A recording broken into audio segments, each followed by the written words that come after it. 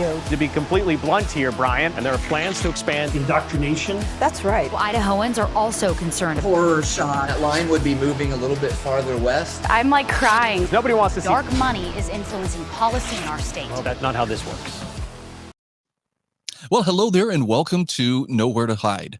I'm Brian Hyde. I'm very happy that you could join me as I take the opportunity twice a week to go through some of the more egregious examples of media bias and spin, and to help deconstruct some of the myths out there that, well, let's just say are becoming part of the prevailing narrative or are part of conventional wisdom, but may not necessarily be rooted in reality. Now, one of the things that I would like you to consider today is, why is it that Idaho is seen as an island of freedom? Now, that's not just my opinion, although I did hold that opinion even before encountering some pretty good factual evidence that a lot of people who come to the Gem State come here out of a sense of, in a world that increasingly is unfree or becoming more unfree by the day, this is one of the very few places they can find where freedom is still valued, where common sense is still a fairly common thing to encounter, and basically where hardcore collectivist ideals don't really hold sway. Now, I'm using the term collectivist to make sure that people don't get too hung up on the idea that, yeah, it's just the left-wingers that are doing this, or, it's only the right-wingers that do this. The fact of the matter is there are collectivists on the left as well as on the right. And I'm going to suggest that they're both wrong. So for people who value the rights of the individual, particularly as it pertains to personal liberty and limited government and fiscal responsibility, yeah, that's probably a good distinction to make. It's collectivism versus the individual. That is the struggle for our time. Don't be too caught up in the labels of left and right, because as far as it goes, they don't really mean that much. What it comes down to is, will the will of the collective prevail over the rights of the individual or not? You're going to see that in a couple of the examples that I share with you today on Nowhere to Hide. Well, let's dive right in. Of course, it was a very festive week with the Independence Day celebrations and parades all over the state. And, it's exciting. This is a time when I think people come together and can celebrate things that matter. Unless, of course, you're coming at it from a collectivist point of view. Brian Clark, please step to the front and tell us what you think about Boise's July 4th parade. It should have been a time for unity, says Brian, but the Liberty Dogs stopped that. So I guess what he means is it should be a time for unity except for anybody with whom I disagree. Okay, so much for the unity. Let's see what it was that set Brian's chest in a flutter. Oh, look, here's a picture of, this is one of the participants in the parade. Oh, by the way, thanks to the Idaho Statesman for letting us know, it's a member of the right-wing Idaho Liberty Dogs group walking in the 4th of July parade in downtown Boise, July 4th. The group's inclusion in the parade drew criticism online. Yes, I'm sure it did, from the usual suspects who don't like to see anything or anyone representing freedom. But nobody makes this case quite as well as a panicked leftist by the name of Brian Clark. He says, if the point of Boise, Idaho's 4th of July parade was to highlight and deepen divisions and tension within Idaho, it succeeded. It could have been a fairly normal event, and much of it was. Fire trucks, marching bands, people on stilts, a family-oriented celebration. Kind of ironic compared to what the whole last month was all about, right? That was family-friendly too, but he says organizers of the parade, the first held in Boise after a 3-year hiatus, decided to allow armed groups to parade alongside the Escaramuza riders and people dressed up as the founders. So, yeah, people without clothes waving sex toys in the kids' faces, that's okay, but don't you let those kids see a gun. But listen to how he describes this. He says, maybe the Idaho Liberty Dogs and other far-right groups who came bearing weapons thought they looked like soldiers who fought the Revolutionary War. They looked like Hessian mercenaries. Brian, do you know your history or not? Yeah, really. The Hessians were fighting for the oppressive central government that was trying to keep the colonists from enjoying their freedom, right? Tell me that these Liberty Dogs are central government fans or otherwise trying to fight for, the authority that's trying to take away their freedoms. No, it just doesn't compute. But Brian Clark says no one watching far-right groups march with AR-15s in their hands, and sneers on their faces. That's wrong face, right? That's an Orwellian term. You're making a face that I don't approve of. Well, Orwell talked about this in 1984. They figured they were off to fight colonial oppressors. Really? Wait a minute. Were the colonists fighting the king's forces of oppression or not? I mean, it's a simple yes or no answer. Yes, they were. It was a show of force, says Brian Clark, an effort to intimidate people who disagree with them. Now, there's some pretty good psychological projection going on there. Many people, myself included, can see someone with a firearm and not think, oh my gosh, that person is trying to intimidate me. It's all the context in which it's being used, okay? If it's being used for the purpose of intimidation, say, oh, I don't know, a bunch of, transsexuals standing outside a all-family drag show, yeah, that's meant to intimidate, right? That's a show of force. But Brian Clark wouldn't have a problem with something like that. But boy, does he have a problem with people exercising their right to keep and bear arms in a public way. Sneers on their faces, I tell you. Well, this is what the Liberty Dogs have been doing for years. He says, intimidating people celebrating pride, or maybe just opposing them. By the way, did they have guns with them when they were intimidating the people celebrating pride? Rather doubt it. Trying to ban books or otherwise limit the availability of puerile material to youngsters, in other words, to enact appropriate boundaries for the age of the kids involved, and comparing a local rabbi to Hitler.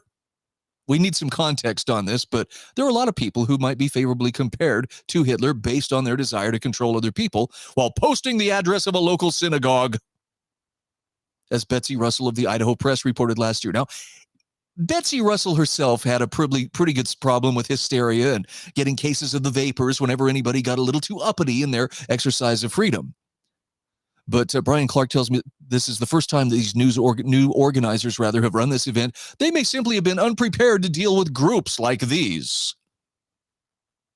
Well, were they breaking a law? Were they being disruptive? Or were they just representing a point of view that Brian Clark doesn't like? That's, the question here. Groups like these, you people, I think would be another way he might want to put that. But the decision to allow them to carry guns has left an indelible mark. Now, this is the richest part of all. Independence Day is not supposed to be a celebration of guns or a march through enemy territory. It is supposed to be a time to set aside what divides us and remember what we have in common. Yeah, exactly like the colonists did with Great Britain back when they were declaring their independence from Great Britain. They just set aside whatever divided them and remembered what they had in common, and then it all got better from there. No, it didn't. It's a time to remember that there were people who had enough moral clarity that when they were being oppressed by what was then the lawful authority, they claimed that moral authority to be insurrectionists. Yes. In the real sense of they actually opposed the government that was controlling them. And they separated themselves from it. They were secessionists. And when that government refused to let them go peaceably, they violently resisted that government. That's what we celebrate on Independence Day. Sorry, did you need a cool towel for your head, Brian Clark? Would you like to lie down? Do you have a friend who could sit with you through this difficult time? All right. He has no clue what Independence Day represents. It was men with guns and the ability and moral clarity to stand up for their freedoms as well as the freedoms of those who would follow. They were the ones who secured our liberty. That is why we celebrate. Full stop. Right there. But he says, oh, that's not what this parade was supposed to be about, and this parade did not do that. Next year, anyone who wants to bring their kids will have to wonder if they'll be safe. I'll guarantee they're safer than a parade where you got a bunch of grown men parading around mostly naked and shaking their junk in kids' faces and telling them, this is good, this is normal. Come be one of us. What an incredible insight into the mind of the modern, what would you call him? The modern true believer? I don't know, but there's some serious leftist dogma that's at stake there. Wow. So this brings me to the question, okay, why do people come to Idaho in the first place? Now, I grew up here from the time I was 12, moved away when I was about 30 years old, and then came back after a 25-year hiatus. And, coming back here, I will admit one of the things that really drove my decision to return to the Gem State, number one, was the fact that I had family here, particularly an elderly mom, and my wife's parents are aging, and we wanted to be close to them and to help care for them. But The other reason was when we would come and visit family, especially during the peak of the COVID hysteria, there was an undeniable sense of normalcy that could be experienced when we came to visit in Idaho. And by that, I mean, when I would go to a restaurant or go into a store, I didn't see a bunch of scared eyes above masks, people hiding and fearful. You're closer than 6 feet. I'm afraid. People were not wearing masks unless they wanted to. And if they did, that was their business. But the majority of people just went on living their lives. It's almost as if they realized that maybe some things had been blown out of proportion and they refused to give in to the fear. And because of that, when it came time to lift a lot of those restrictions, it was really kind of a moot point. People had stopped living up to those restrictions a long time ago. They decided for themselves. Now, to me, that spoke of a people who take their freedom seriously enough that they're not waiting for someone in authority to tell them, okay, you can be free now. That's how freedom works. It's not given to you by somebody in authority. It's not granted to you begrudgingly by the state of its lawmakers, public officials. Freedom is yours because you are a living human being. And government, in its proper role, we celebrate with the Declaration of Independence, which explains what proper government is supposed to do in probably the clearest terms of any political document within centuries, maybe with the exception of the Magna Carta, but you got to go back a long way for that. Government is supposed to protect your freedoms. And so that brings me to the sense that coming to Idaho felt like I was escaping to an island of freedom. Now, I came from Utah, which is considered a pretty conservative state too. But Utah also has a problem with collectivism of a Republican flavor. And there were policies that were enacted there that were just becoming intolerable. And I really felt like there was a respite by coming to Idaho.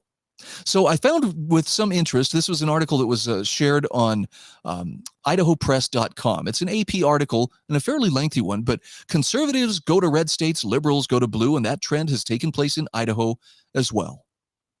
The subheadline here, Americans are segregating themselves by their politics at a rapid clip, helping fuel the greatest divide between the states in modern history. Now, they say that like it's a bad thing. But as you'll see, this may actually have been part of the intent of the founders from the beginning. The dateline says Star, Idaho, and says once he and his wife Jennifer moved to a Boise suburb last year, Tim Cole could finally express himself. Cole did what the couple never dared do at their previous house outside Los Angeles. The newly retired Los Angeles police officer flew a U.S. flag and a thin blue line banner representing law enforcement outside his house. We were scared to put it up, Jennifer Cole acknowledged, but the Coles knew they'd moved to the right place when neighbors complimented him on the display. Well, that sounds about right. I don't think Los Angeles would necessarily be so safe. Now, Leah Dean, is on the opposite end of the political spectrum, but she knows how the Coles feel. In Texas, Dean had been scared to fly an abortion rights banner outside her house. Around the time that the Coles were house hunting in Idaho, Leah Dean and her partner found a place in Denver where their LGBTQ plus pride flag flies above the banner in front of their house that proclaims abortion access is a community responsibility. Ooh, there's some of that collectivism I was talking about. You're all responsible for making sure I get my abortion. And I guess presumably at someone else's expense. Anyway, moving on. The article then goes on to say Americans are segregating by their politics at a rapid clip, helping fuel the greatest divide between the states in modern history.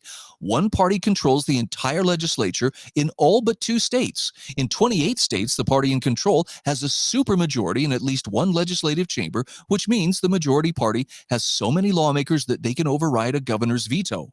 Not that that would be necessary in most cases, as only 10 states have governors of different parties than the one that controls the legislature.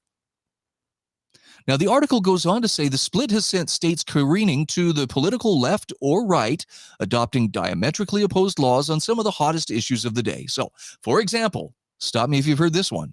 In Idaho, abortion is illegal once a heartbeat can be detected in a fetus as early as 5 or 6 weeks.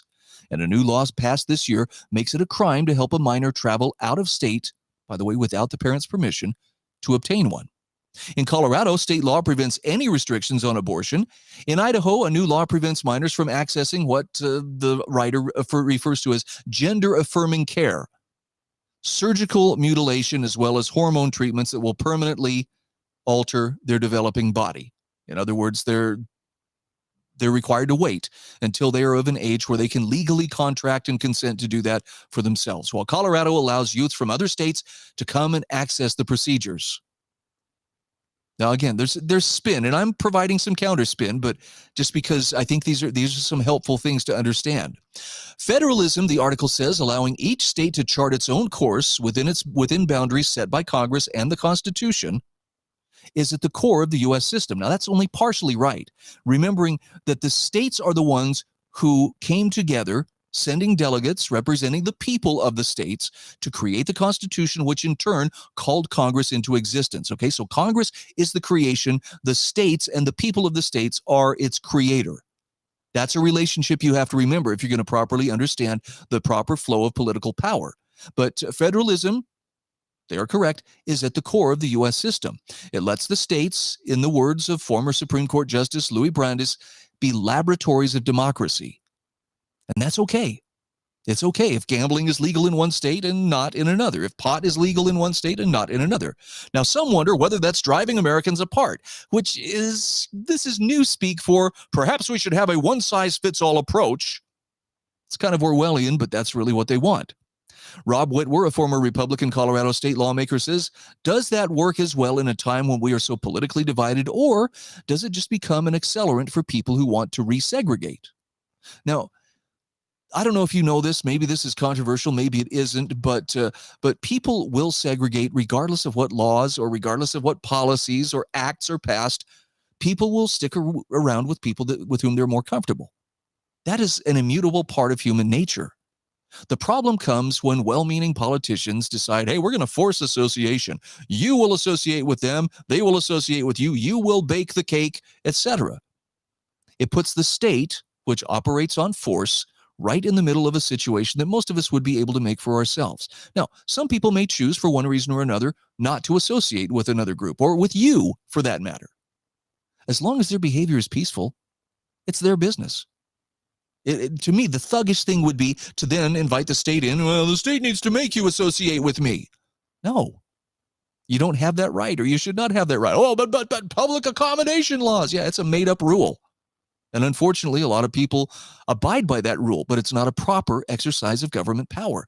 People should be free to associate with whomever they want to associate with, for whatever reason, however rational or irrational that reason may be. Again, as long as their behavior is peaceful, whatever thoughts are in their mind or whatever reasoning is driving their decision, that's up to them.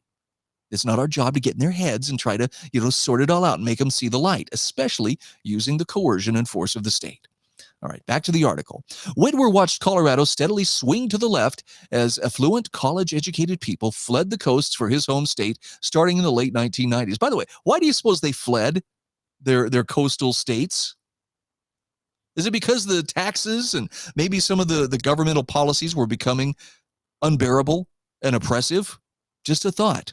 There's a reason why they didn't stay in their workers' paradise, and you have to wonder if it was because maybe there was too much of a good thing going on there. For 2 decades, the article says it was one of the nation's fastest growing states, and during the Trump era, it swung sharply to the left. Democrats control all statewide offices, and they have their largest majorities in history in the legislature, including a supermajority in the lower house. By contrast, Idaho has become one of the nation's fastest growing states during the past decade without losing its reputation as a conservative haven. It's moved even more sharply to the right during that time and become a beacon to those, like the Coles, fleeing blue states where they no longer feel welcome. And by the way, it's not all about politics. Part of it has to do with the fact that there's less government to deal with in many respects, and that's a good thing. Let's see what Melissa Wintrow has to say, though. She's one of those firebrands out there for the political left. She rode her motorcycle across the U.S. in 1996 and says she was captivated by Idaho. It was this grounded, common sense, reasonable group. Of course they were conservative, but they weren't going to say openly racist and homophobic things. Melissa, according to whom? According to you and your politically correct filter, or according to rational people and some reasonable, clear, articulable definition of what is racist or homophobic? Now a Democratic state senator, Wintrow is aghast at how her adopted state has become more hardline. In other words, she's aghast at how the people in Idaho have resisted her efforts to correct these backwards rubes who should be doing what she tells them to do. The state has just moved to a more extreme view. It's a certain group of people that is afraid their way of life is diminishing in the world. Or maybe, Melissa, it's just a group of people that recognize that whatever you brought with you is not something that they're interested in. So maybe you should be peddling it somewhere else. It's just a possibility. Not to hurt your feelings, but you're not the first person to come along saying, hey, let me show you guys how this is done. So there's a bit of the quandary that we face. I think there are many people who came to Idaho because they perceive that there is more freedom here. And I think that's absolutely a rational, good reason to do so. And even those people who didn't come here for that reason, they're still welcome here, to the point that they don't want to come here and change everybody to fit what they think is right. See, for freedom to prevail, people have to be able to voluntarily make their own choices. If this is what's best, this is what I would prefer to do, as opposed to what you're offering, no, that's not for me. And it's the control freaks that concern us. It's the control freaks, by the way, that are using terms like extremist and far right to describe anybody who doesn't click their heels and jump when they're told to. And by the way, that's probably what upset Brian Clark so badly, as well as the Idaho Statesman, when they printed his editorial about these people had guns and they were marching in the street and they were part of a parade, and how could that be a good thing? And the problem is, people who lust to control other people, first of all, they don't like to be told no, but what they really hate is when they see a visible reminder, as in the form of private firearms in the hands of private citizens, that remind them that all of their wishes and desires for control can run into some hard limits if they push things too far. Well, that sounds like a threat. No, that's what keeps people free. You don't have to be out there stringing up politicians or otherwise threatening or intimidating them for them to understand that if we push the people too far, they will still have a vote, even when democracy fails. And since, the progressives seem very intent and the control freaks are very intent, oh, this is our democracy and our democracy demands this and our democracy does that. Well, your democracy can fail. And when your democracy fails and starts to build boxes or prisons around people who just want to be left alone and be able to make their own choices, resistance is not just an option, it's a duty. Again, hearkening back to the Declaration of Independence, which we just celebrated a couple of days ago. I'm sorry, this is rubbing salt in some people's wounds, but it needs to be said. And I think the way I'm doing it is probably kinder than a backhand across the face to accentuate the point. Control freaks don't like to be reminded that there are limits to their control. And this is why they are so upset about the idea of armed citizens, and especially active citizens, participating in the political process, and especially checks and balances on that political process that to prevent it from just becoming a tool of, well, the majority wants this, so this is what everybody has to do. That's not how proper government works. Not in a republic. Last I checked, every state in the union has a republic form of government. They're not a pure democracy. That was by design. And it turns out it was a very wise design, even though in some states, Colorado being an example, the majority of the people in their representative republic have embraced democratic ideals. They want abortion on demand. They want pot available anytime, anywhere. They want, welfare at all levels, at, the taxpayers and the productive people's expense. And the people who live there get to deal with that. Now, here's the good news. They can vote with their feet if they want to. There are still places where they can escape. Is it easy? Not necessarily, but it's doable. As of yet, nobody's put up a wall, to keep people from escaping their workers' paradise.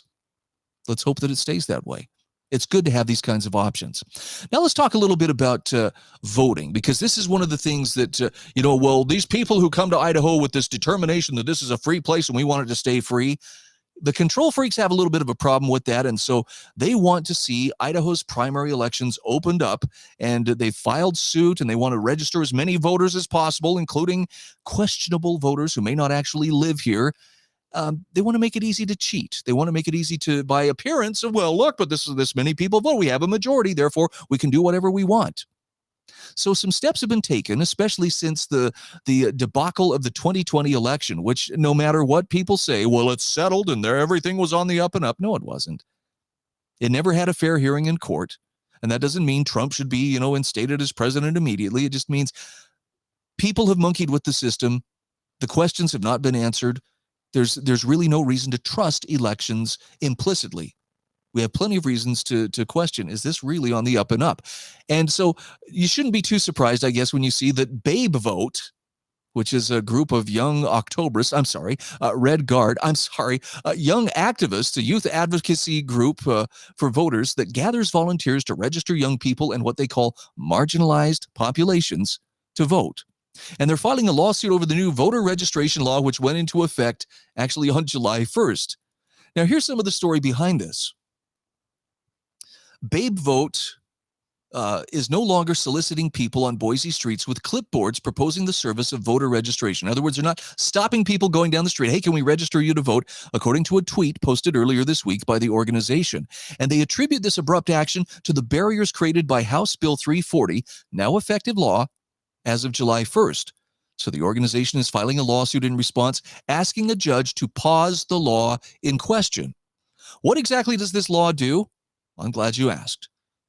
According to Idaho reports from Idaho Public Television, why it creates confusion in registering voters. But what it really does is it creates clarity in establishing residency as well as establishing the identity of these voters. A new Idaho law requiring proof of residency to register to vote took effect July 1st, and two local organizations have suspended their voter registration efforts in response and are filing legal action to stop enforcement of the law. Babe Vote and the League of Women Voters in Idaho confirmed to Idaho Reports they're filing to request a preliminary injunction to block implementation of House Bill 340, which revised proof of identity and residency requirements for voter registration. Kendall Shaber with the League of Women Voters of Idaho told Idaho Reports, our past voting system worked for the people. It was easy to use. Voter fraud was rare. It was a great balance. The balance has been thrown off. How, you ask? Well, by making people actually prove they're who they say they are and they actually live where they say they do. Shaber said it's not just a matter of handing someone a registration card. That's just one tiny part. The rest of it is helping people understand the system. And if we don't understand the new registration system, we can't educate other people. In February, Secretary of State Phil McGrain told Idaho Reports that the bill was intended to address a disconnect between the requirements to vote and the requirements to register to vote, and to clean up the registration process. McGrain said it provides common standards regardless of what form you register. Right now, the law is broken up by different methods of registering to vote, and we're trying to standardize that. Now, the story goes on to tell us that Representative Brandon Mitchell of Moscow, a sponsor of the bill, said during the session that lack of standards sometimes led to confusion among poll workers, and he shared anecdotes of University of Idaho students using Amazon delivery boxes to prove their address at the polls. The new law also creates a standard list of documents that can be used to verify residency and allows Idahoans to obtain an ID card at no cost for voting purposes. It also incorporated the residency and identity requirements into various versions of the registration process. Now, again, making it harder to cheat, to me, is a no-brainer, especially given some of the questions that still hang over the 2020 election. So this tells us, here's what's needed to identify for the purpose of registering to vote. And then the next two slides will show you this is what you need to in order to prove residence. I'm not going to walk through all of them, but it's a fairly comprehensive list, and you don't need all of those things. You just need any one of those things. That's what it takes in order to show that you are who you say you are, and you live where you say you live, and therefore are eligible to vote, rather. Secretary McGrain pushed this bill as a way to shore up inconsistencies in Idaho's voter registration process. Instead, the bill has made it virtually impossible to register new voters anywhere but the DMV, especially right now since the website is down. That's according to Babe Vote spokesperson and College of Idaho sophomore Saumya Sarin in a Thursday press release. So apparently, volunteers registered about 100 new voters at the Idaho Falls Pride event before HB 340 took effect on July 4th at the Riverfest celebration. They found that voter registration tool on the Idaho Secretary of State's website was offline until July 10th, rather. So yeah, it's in the process of coming together, but I think taking the extra steps to ensure that people aren't cheating, or at least aren't engaging in questionable practices as to who they are and where they live, probably a smart move. We need fewer questions about the voting process and whether or not it is on the up and up. And this is one way to ensure that that transparency exists. As far as the Young Octoberists, the Red Guard, Babe vote, well, they're welcome to register to vote, but they're just going to have to go through the proper procedures now that this is law. And hopefully this heads off any monkey business that anybody might be tempted to engage in for the sake of just securing enough votes to say, we have the majority, now you have to do whatever we say. I'm Brian Hyde, and this is Nowhere to Hide. Are biased, the Idaho Press Club are biased, all media, newspaper, radio. To be completely blunt here, Brian, and there are plans to expand indoctrination. That's right. Well, Idahoans are also concerned. Horror shot. That line would be moving a little bit farther west. I'm like crying. Nobody wants to see Dark money is influencing policy in our state. Well, that's not how this works.